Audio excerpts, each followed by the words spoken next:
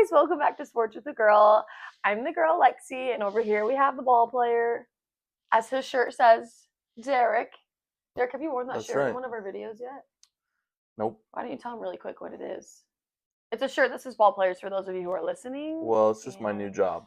I work at Bay Area Ball Players now. That's really cool. That's like the Here in perfect job for a California. baseball player after you graduate. I almost said high school. It's been really good. That's awesome. We're so proud of you. Big kid job. And as you can tell, Derek again has done our setup today. I mean, I put this up here because I don't think Derek would choose to put this plant anywhere ever. Would you? It's not one of my favorite plants. It's not your cup of. It's not his cup of tea. But we have his famous baseball NCAA championship. He actually signed it. Wait, I feel like we've talked about this before. This was against UTSA. This was his first D1 win, and the score was 1-0. They called it a pitcher's battle, which is pretty cool. And then Derek's favorite little. Wait, what are you talking and then about? Derek's. Well, you're not saying anything, so I'm just rambling right now. I'm sorry, I completely zoned Wait a out. second. And then That is called a pitcher's battle. That means that. pitcher's duel. Oh crap! Hey, that's good that I knew that though. You had Okay, it. Yeah, so it was almost. in Texas. I wasn't there, unfortunately. And what a pitcher's duel is when there's two pitchers who are both like really good and no one can score off of them on either side. It just means it's usually a low scoring Oh. game until late in the game. It's called a pitcher's duel. Yeah. So I was right. Yeah, you had it perfectly. Thank you. 1-0 So is the ultimate We had pitcher's duel, that's or the as I should ultimate. say, pitcher's battle. Do you? Is it never called battle? Like I No. just feel like it sounds more like battle royale. Like it's a battle of the wits, but a battle of the arms. You know. Battle of the wits? This was actually also the game. Derek's grandparents live in Texas half of the year, and his grandpa and grandma went, and he says his grandma is like the only person he can ever hear out on the mound, but his grandpa yelled the funniest thing. What did he say? It was pretty awesome actually. They were in the stands and my grandpa, we call him Bobo, and he goes like, give him the high hot cheese. And then the next pitch I threw a heater. Oh, did you? I didn't even know that. A fastball up in zone and punching it out. Do you remember hearing that when you were out on the mound or no? You know what? No, I don't remember much from that game actually. Oh, really? I just remember. Besides watching the clips back. Yeah, it felt pretty good after. Well, and you said too, like the way that you guys scored was actually unfortunate for the other team's pitcher because it wasn't really on him. I just remember you saying that. Yeah, or something. I think the guy I threw against that day ended up getting drafted that year. He was a junior as well, or senior, but he was a right-hander. He was like 92 to 94. Wow. And had a 5-pitch mix. A right-hander? Yeah. That only threw to 94. Usually they have to throw harder. I feel like if you're a right-hander. No, if you're up, like good if you're pitches. up to 94, and he had like a 4 or 5 pitch mix. I remember and they were like solid. I think he had like 10 strikeouts. But you guys both looked good. Like I remember after that game, like things like. Yeah, it was It was cool. It was both a really good game. We scored only because I think we only had 3 or 4 hits the whole game, and he threw 8 innings. He actually went deeper in the game than I did. When did you go out? I went out after 7 1/3, or 7 2/3 maybe. Okay. But he finished the 8th inning, and I got knocked out during the 8th inning. Were you starting to pitch back? The way we scored was like in the 3rd inning. Oh, you guys! Someone hit a single, and their left fielder. It was like an error. He or just something. missed it running in, and so it turned into a triple, and then we scored on a ground ball. So it was actually unearned run. So, hopefully but they really hear me. Anyway, that's Derek's special baseball right there. Yeah, that's his little case that I actually got from my elementary school. Yeah. We're like, long story. We didn't need that ball. Anyway, okay, what do we have up today, Derek? Yeah, let's get into it. It's gonna be a shorter episode today. It will be. Because we're a little bit on a time crunch here. Yeah. But let's kind of recap what we talked about last week. We talked about tennis, US Open, and then a lot about Venus Williams, remember? Yeah. And then a little bit of baseball, some golf, and football. So let's go over that real quick. So let's just start like we did last week. Venus Williams at the US Open. She's 45 years old, oldest entrant into the women's US Open since like 1982, I believe. But her and her doubles partner, Riley Opelka, got knocked out during the mixed doubles event. That's a bummer. Yep. First round? First round out. Yikes. So Well, I mean, unfortunate. She went back. That's more than any of us can actually. I mean, to even make it and then come back at her age as well. Like. Yeah, and I mean, she's still playing in the singles, which okay. I don't. So it's still going on then. Yep, still going on. Okay, cool. So that's for tennis. The baseball. Okay. Not much has changed in the last week. The Royals. Besides the Royals are on a little bit of a run. We are, which we need if we want even a chance to make it to wild card. Yep. So, and we've talked about that in a past episode. So if you don't know what that is, go back and listen. I think 2 episodes ago. So. Yeah, I know the Dodgers swept the Padres. Oh, did they really? Right after we talked. Wait, because didn't you say Padres were number 1 last week? They were. They had taken the lead in the division, and then crazy. they played the Padres, and I believe got swept. So the Dodgers are now 2 games above. I was gonna say that would put them over. Yep. That's rough. So that's a choke job. Was that at home at the Padres Stadium, or was that? You know what? I doubt it. I'm not sure. I'm not exactly sure. You can see what teams really. I mean, they all want it, but it's like the Dodgers knew what they had to do. Mm-hmm. They did. But not much else has changed since last week. So let's move on. Okay. Because we got a few more things to talk about. Oh. What? Let's talk about golf for a second. Okay. This weekend I watched the BMW Championship. Oh, that was cool. Which was pretty fun. I watched some of it with you actually. Yeah, why don't you give your version of the recap? Well, I watched like the coolest minute, which actually it was the best time to tune in. Golf is great, just kind of for me, it's a little boring to watch. But like now that I kind of know the players, it's gotten better. It's just long. Yeah, it is. But I mean, like with any sport, once you get to know people, it makes it better. But there was a guy that was in first. So the BMW tournament part of this tournament is 3 days long? 3 weeks. No, the BMW tournament. Is 4 days. 4 days.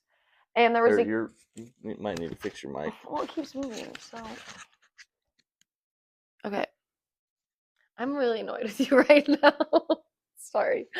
Okay, so anyway, I don't like this. I don't like holding this. Oh, well, clip it on again. Well, it keeps moving. I've already done this like twice. Okay, sorry. Okay. We're gonna stop. My pregnancy hormones, my feelings are. Do we need to take a quick break? Quite strong. No, I'm fine. Just let me keep going. Okay. Anyway. Oh yeah. So there was a guy in the tournament who was like up by like 10 strokes. 4 strokes? How many strokes? 14? Okay, let me just talk about it. No, I had something good to say. What was the guy that was in first? He was at 4 strokes. For like the first 3 days. Okay. Sunday was the last day of the BMW tournament. And 4 strokes, I mean, like, it doesn't sound like that many strokes ahead, but is that pretty hard to catch up if you're in up by professional golf? It's a pretty significant lead, especially only with 1 day left. And they're able to keep their leads pretty well. And his name is Robert McIntyre. He's from Scotland. Oh, that guy's super popular. Okay. He's becoming more popular. Like McIntyre, yes. I've heard that name before. No, you're thinking of McIlroy. I know who McIlroy is. Not McIlroy. Okay. Not McIlroy. That's what it looks like. Anyway, he was up by 4 strokes, and then freaking Scotty Scheffler comes in like a baller and comes and wins. I think he wins only by 1 stroke, but that's also 2 strokes. But the fact that he came up and won by 2 strokes shows how terrible. Is his name McIntyre? Did on Sunday. It was unfortunate. The only other thing I have to add was the coolest part I did see. This is what I was talking about at the beginning. Before Derek made me move my mic. Is that Scotty Scheffler hit one of the longest putts I have ever seen live. It was a chip. A chip. A putt is when you're using your like little putter that you use in putt. A chip looks like kind of like a normal club that you kind of like usually don't hit as hard. Right? And he chipped it from off of the green into the hole, which is like wild. It was, and that was like what his last shot of the whole game. I think it was. No, it was on. I did post it on our story though. I'll add it to our story links. But that was pretty cool. He chipped in on, yeah. Yeah. So that's what I had to say. They were both chipping for birdie, and Scotty just made his, and basically he was already up 1 stroke, and after that it was over. Like. Yeah, that was crazy. Because what? That should have been more of like a two putt. Yeah, I mean, McIntyre went up and down, so he got it. He made a par, but Scotty's birdie just put it out of the question. There's no way McIntyre was going to make up 2 strokes on the last hole, unless Scotty had hit out of bounds, and he didn't. But then he did that insane shot. So that was really cool. You should definitely go look that up. That doesn't happen very often. Yes, they hit great shots, but that was very impressive. And really, really quick. I know we have to do a fast episode.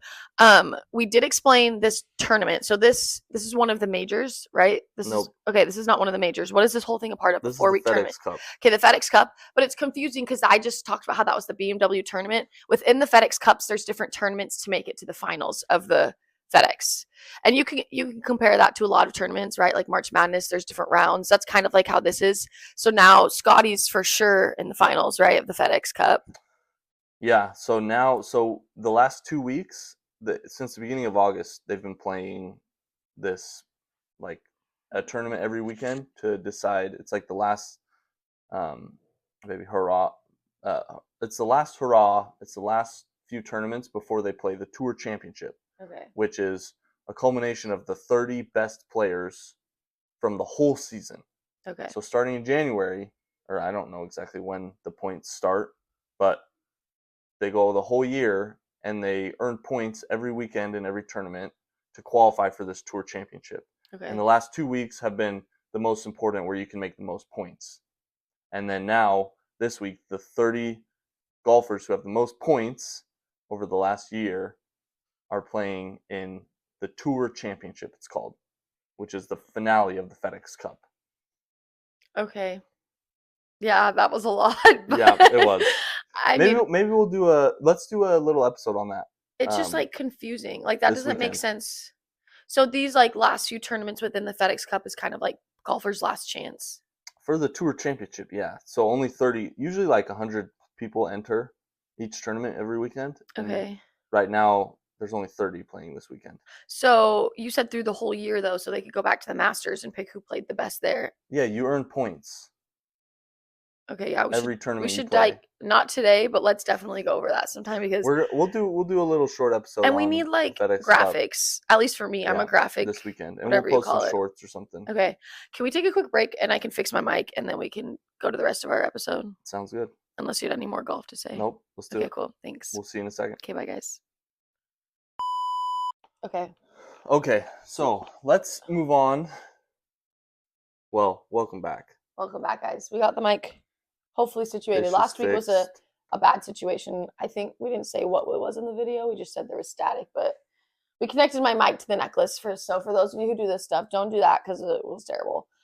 Anyway, Derek, why don't you tell them what we have up next today? Let's talk a little bit about we kind of are doing a new segment where we talk about some controversial issues or hot takes in sports, and we ask each other what they think about it. So I have a couple for Lexi, and she has a couple for me. I do. But why don't I go first? Okay. And then you can go after me. That's fine. So my first one is in the NFL. Does this look okay? Yeah, looks good. Yeah. My first one is relating to the NFL. So okay. Football. So some context. We're in the preseason right now. Okay. Which is full NFL games, but true. They don't really matter, essentially. I mean, like they don't matter for the standings at all. Well, and usually you don't have your main guys playing. Like Patrick Mahomes didn't really play that last Chiefs game we watched. Maybe your starters play 1 or 2 drives, but usually it's a chance for your young guys and your backups to get some experience and to, especially like if guys are kind of still fighting for a starting job, they can go out there and compete and win a starting job. But Joe Burrow, who is an established superstar NFL quarterback for the Cincinnati Bengals, played like a significant amount of time this last week and was in some pretty scary hits. Really? So people were like a little iffy about it. So my question to you, Lexi, is what do you think about the preseason? Do you think that the starters should play more, or do you think that it's good and they should play as little as possible or not at all? Okay, this is like one where I don't know. Because, so my dad, this is like background info. My dad's very old school. Like, he grew up during Michael Jordan time, Magic Johnson, Larry Bird. Like, those were, the big guys. And back then, like, you played every game. You fought hard. Michael Jordan had this flu game. It was just like, that's what you do. And so now my dad, I know this is different than football, but my dad's like watching the NBA and he's seen these guys not go in and play, right? And he's like LeBron's a hard one. He's kind of a baby, no offense. I'm sorry, LeBron fans. He's like sitting off during like playoffs, or not playoffs, but just like some games that actually kind of matter because he doesn't want to get hurt. And I'm just like, I don't know. And so because my dad has such a strong opinion on that, I think that's kind of affected my thing. Football is a little different than basketball. Football's a lot more hard on your body. So if we were talking about basketball, I'd say, yeah, you play most of your games. Football, especially as a big quarterback like that, like if that's your starter, I don't know. Like, I think if you get in for a few drives, I think that's great. If it's something where your quarterback maybe, I don't know how training camp works. I'm like, if they haven't been there and they need more practice, like, yeah, throw them in there. But like, let's say you're playing as much as Joe Burrow or Patrick Mahomes, you get hurt before the real season, they're out. Like, you don't have anyone else to play. Yeah. So football is a little more iffy. Like you said, there's people who are fighting for a spot. If you're fighting for a spot, for sure go in there. I do think they shouldn't not play at all. I don't know. I'm kind of like in the middle of football, but I can see more of a reason why you wouldn't put your starters in the off season of football, if that makes sense. But if it gets closer to the real games, I would definitely start putting them in more and more. I don't know. What do you think? I think also, sorry, really quick. I just thought of this. I think also depending on the lineup of the other team. Because if they're playing their starter, I think it would be cool sometimes to play your starter and then see how your starters are doing against each other. Or play your not starter to see how they do against the other starter. I don't know. Okay, I can see that. How was that? Did that make sense what I said? Well, this is your opinion, so I think you did great. Thanks. It was my first hot take. I was really nervous. So what's your take? What do you think? I think it depends on the situation. I think, obviously, if Joe Burrow gets hurt, then this Bengals season is significantly damaged. Oh, for sure. Because, like, do you know who their backup quarterback is? No. But even then, like, you don't want to not play Joe Burrow. It doesn't matter. Even, right? One of the starters from the bottom 10 teams of the league is still going to be significantly worse than Joe Burrow back there. But sure. I also kind of see why the last 2 years they've missed the playoffs, and they have started. It's taken them like 6 or 7 games to really, get into a groove and start winning some football games. So I kind of see what the Bengals are trying to do with playing the starters a little more in the preseason. Okay. They're trying to avoid this slow start. Yeah. But it just seems to be a little risky. I mean, he did 2 full drives, I think 3 full drives, and scored 2 touchdowns through 2 touchdowns. Like, it looked good. Yeah, he got hit hard a couple times. But like, I guess for me, it's like, is Joe Burrow the problem with the Bengals, or is it other people that they should be playing more? Do you know what I'm saying? Because it's like, so the last 2 years have the Bengals not been playing the starters as much? Is that what you're saying? Like, that's what they're changing this year? In the preseason. Not at all. Yeah. Most teams hardly play their starters at all in the preseason. But like you said, each team and organization is different. Some people have slower starts. Like, I've seen that in baseball. Sometimes we have slower starts, especially depending on the year. So I guess you just, as a coach, you have to know your team. And do you like the Bengals coach? I don't know who it is. Is he good? I don't know anything about him. Okay. That was a good take. I like that. Okay. Well, because it's definitely something I've been passionate about before with basketball. Yeah. I mean, the preseason is definitely different than like sitting out a regular season game. Well, that's the thing. And that's in basketball. And like, no football player would ever sit out of a regular season game. No one. Unless you're hurt. Hardly ever unless you're hurt. And also, they have way less games. I just don't think in basketball, unless you're sick or hurt, I don't think there's any reason for you to be sitting out. I mean, Shaq would never do that. Charles Barkley, never do that. Well, we can get into that. That's a different issue. Sorry, obviously Lexi feels very strongly about NBA players sitting. Okay, but like, I didn't play basketball, so I have only so much to say. Okay, but anyway, let's move on. That was mine, Lex. What do you have for me? Okay, this is an interesting one, and I hope it's like a hot take. So, whoopsie, sorry. I don't think we've ever covered this before. Boxing? Have we covered boxing before? Not this year. We've covered it like years ago when we first started. Like 5 years ago when we first started it. Yeah. I don't know a lot about boxing. Derek doesn't know a lot, but I do know the name Jake Paul. Oh yeah. You know the name Jake Paul? Here we go. So Jake Paul he was a YouTuber with his brother. Probably, I think they were on Vine. He got super popular, and then like within the last few years, I don't know when he started, he's gotten really into boxing. I don't know boxing well. I don't know how good that means he actually is compared to like, not that I'm saying he's not a real boxer, but whenever an influencer comes in, you're like, okay, are they actually good, or are they just getting good gigs because they're famous? So ESPN just posted today that he's set to face this guy named, if I pronounce this wrong, I'm really sorry, Gervonta Tank Davis at State Farm Arena in Atlanta. And so it's set to be on November 14th. I don't know anything about Gervonta or anything, but I think it's Gervonta. Crap. Okay, whatever. Call him Tank. He goes by Tank. Do you know who Tank this guy Davis. is? Yeah. Okay, so I'm guessing it's a pretty big deal because Jake Paul's big, and then they're announcing this guy Tank, and ESPN doesn't post every boxing match. But I was reading the comments, and there were two things I noticed and was like, oh, I wonder what your take would be, because you probably know a little bit more about this kind of sports. Okay, first is, I don't know if this is a take, but this is just, this is what I read. Someone said, Jake is 6'1" and 225 pounds. Tank is 5'6" and 135 pounds. This fight shouldn't be allowed and shouldn't be taken seriously by a single fan. So it's hard for me to know to take it seriously or not, because I don't know. It's hard sometimes to take Jake Paul seriously because he's an influencer, but I know he's worked hard. So I guess that's my first question is, do you think this is a fair fight? I'm not saying just because you're taller, yes, that's going to give you an advantage, but does that necessarily make it unfair if Tank's, I don't know. What do you think about that? Yeah, I think this is like a really weird fight for both of these guys to take on. And what makes it, what do you think makes it weird? Historically in boxing especially, but in like MMA as well, you fight, and even in like wrestling, you fight in the same weight class just because it makes such a difference. Weight is so important to like the way you can fight somebody else. Like, think about it. You could have the most skilled 135-pound boxer, but if a 250-pound monster just gets you somehow in a chokehold, like that's it. Like, or he's way stronger sits than on you, right? Or just lays on you. Yeah. So obviously, good fighters, are gonna beat bigger people with no skill. But if there's even like somewhat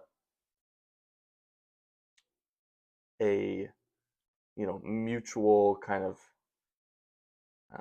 skill level, then the weight becomes really important. Height and reach, obviously, that's something that you can't really control. Yeah. But yeah, Jake Paul is so much bigger than him. Do you know what weight they're going to fight at, or did they even say? No.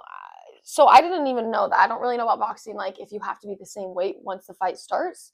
But for reference, I'm 5'7", so this guy Tank is literally 1 inch shorter than me, and Jake Paul's 2 inches shorter than Derek. So it would be like almost me and Derek fighting.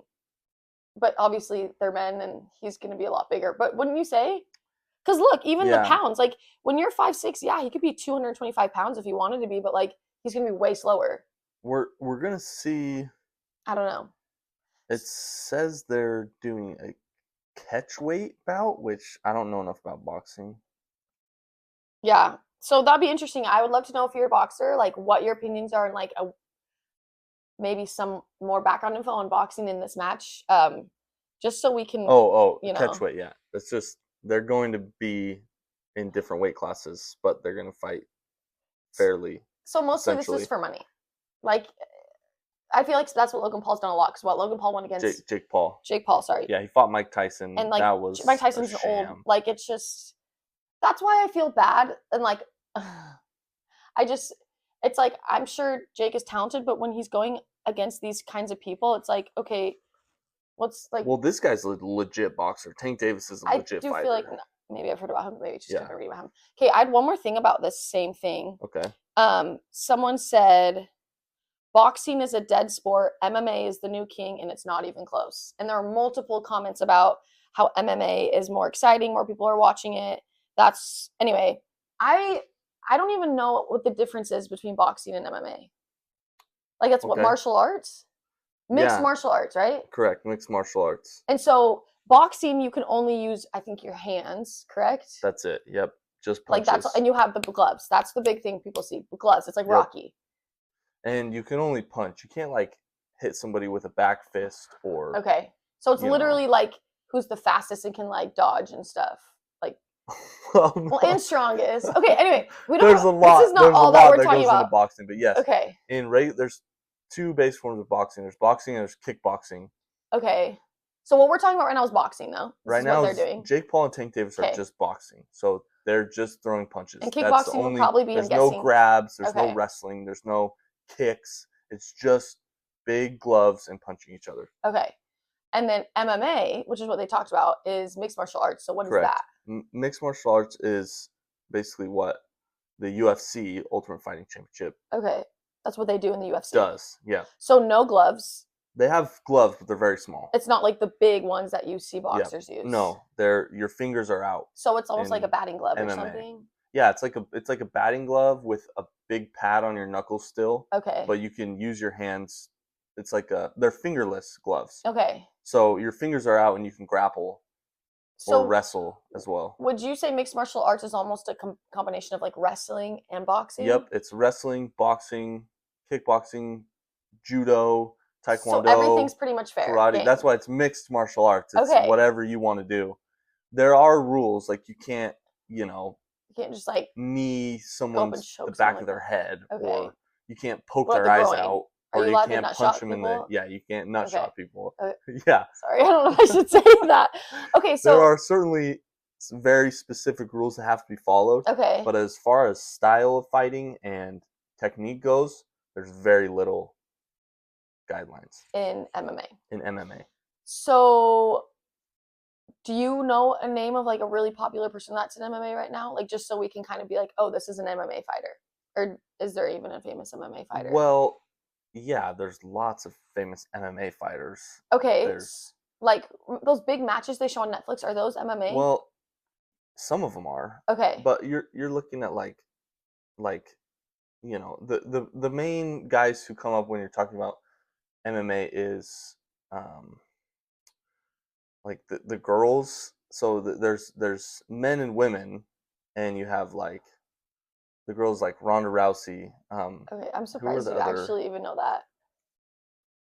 Let me look at the other girls. There's a couple others that I know, but Ronda Rousey, Amanda Nunes. Okay. She's super popular. That's cool. But I've only watched a couple female fights. Okay. And the men, there's like Conor McGregor. Okay, so Conor McGregor, that name is super popular. Yeah.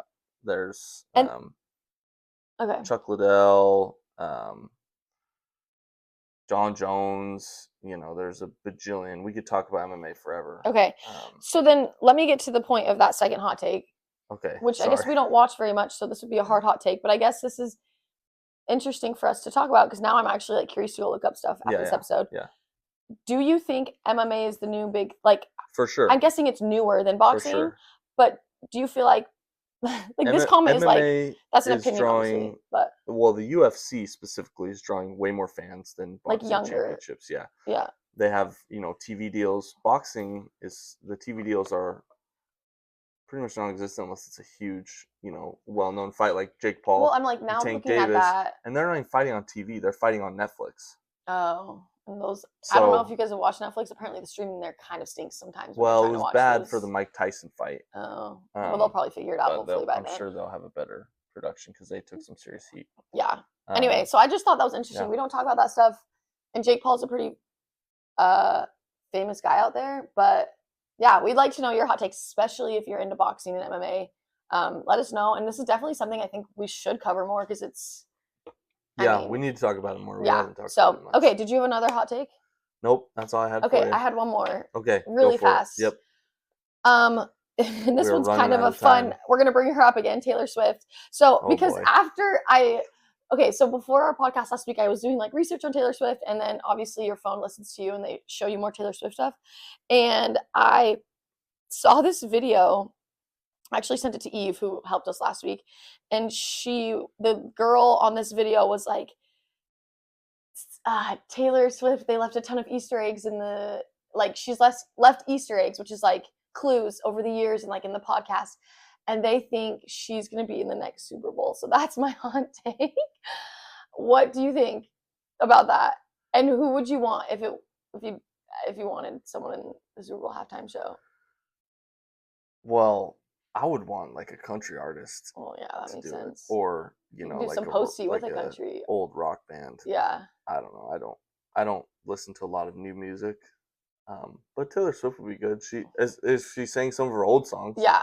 I really like some of her old songs. Well, I feel like everybody since she started dating Travis have been waiting for this. Like, yeah, I would be shocked if the NFL didn't actually take her up on that. It would bring so many people to watching the Super Bowl. Also, she's done with her Eras tour. I think, so it just I don't know. I don't know if that's necessarily a hot take. I just thought it was a fun fact that I saw. But you also have to think about, if the Chiefs make the Super Bowl, obviously it's a humongous story. Oh, for sure. But if they don't, if she did the halftime show, but if they don't, if they're not in the Super Bowl, it's still a big deal.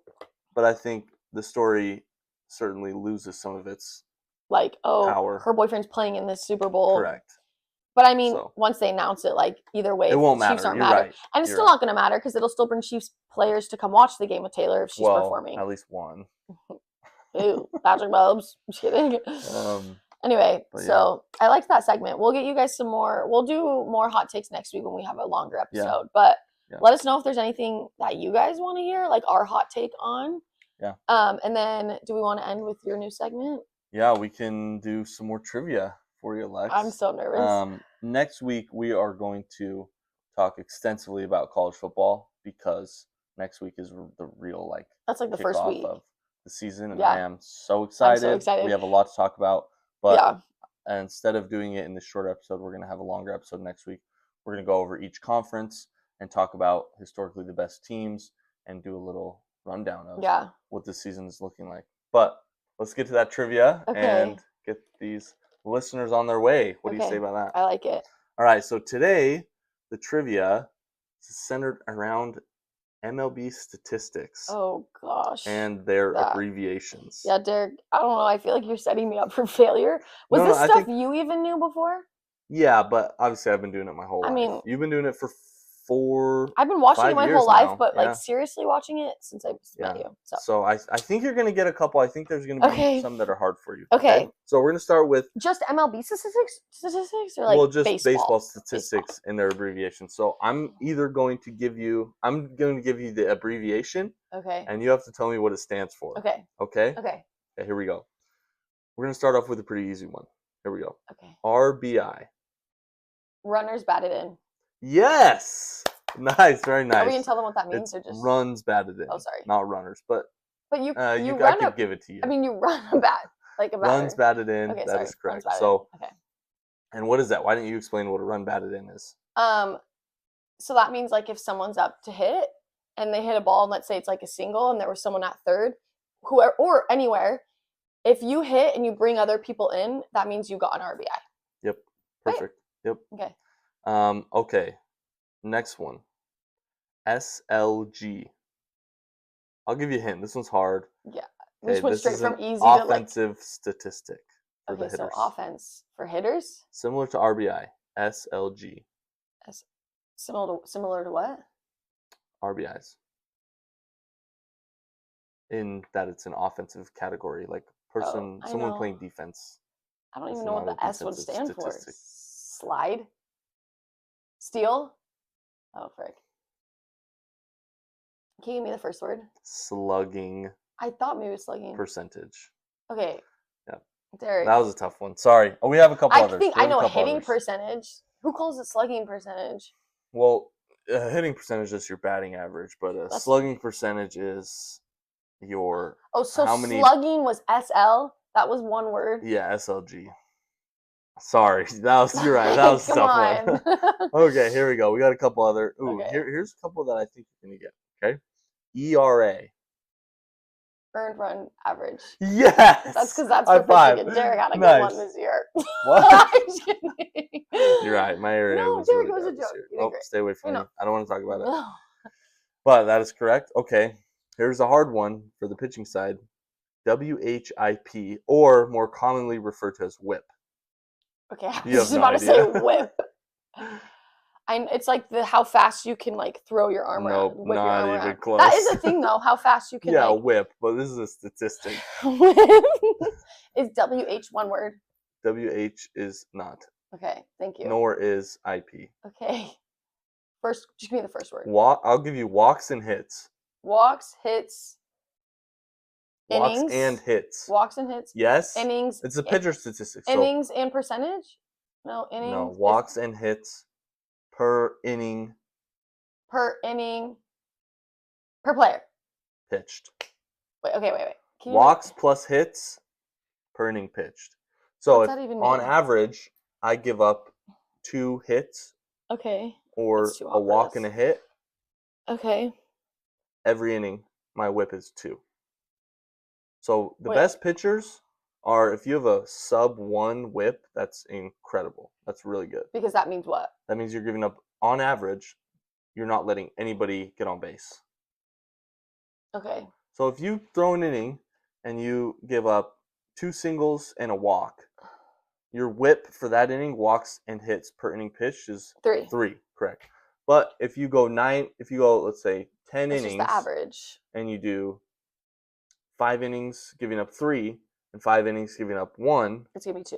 It's gonna be 2. So that's literally like your earned run average. Exactly. But this is just on base average. Correct. For the pitchers. So some pitchers can have a good ERA but a really bad whip because they walk a lot of people. Right. And they, like, those pitchers who are really high strikeout, high walks, usually have low ERAs but have high whips, which is really interesting. Which can be bad and good, because if you walk enough people, that just brings people in, walking in runs. Yeah, walks score a lot. Okay, so we're going to do 2 more. Okay. Actually, that's probably all we have time for. You know what? Give it to me. Or no, do you not want to? Okay, we'll give you 2 more. Okay. This is for pitching. Another one for pitching. I wonder what does a WP stand for? WP? Yeah, it's a bad thing. For a pitcher. Walk percentage. No. Wild pitch. Oh, I knew that. Good try. I'm sorry. I don't hear people call it a WP. I hear them call it a wild pitch. You're right. These are tough. Who says WP? I'm challenging you. It's on the stats paper, but like if a commentator's talking, they're saying wild pitch. They're not saying. You're right. Oh, there was a WP. Okay, this is our last one for hitters. Okay. This is. Because walk percentage wouldn't make sense. Sorry. Okay, I'm actually trying to think of which one I want to do. I have a few. We'll do. Give me a few more. You could train like. Well, we got rapid fire. Okay, here we go. Okay. OBP for hitters. OBP? Yeah. It's usually used in conjunction with your batting average. Out? Okay. OBP? OBP. Offensive? I'll give you on base percentage. Yes, nice. Okay, good job. And the last one is WAR. WAR for this is total.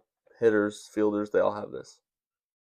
But this is usually only calculated in the It's like record is the last word. Something. No. Okay. Replacement is the last word. Replacement? Yep.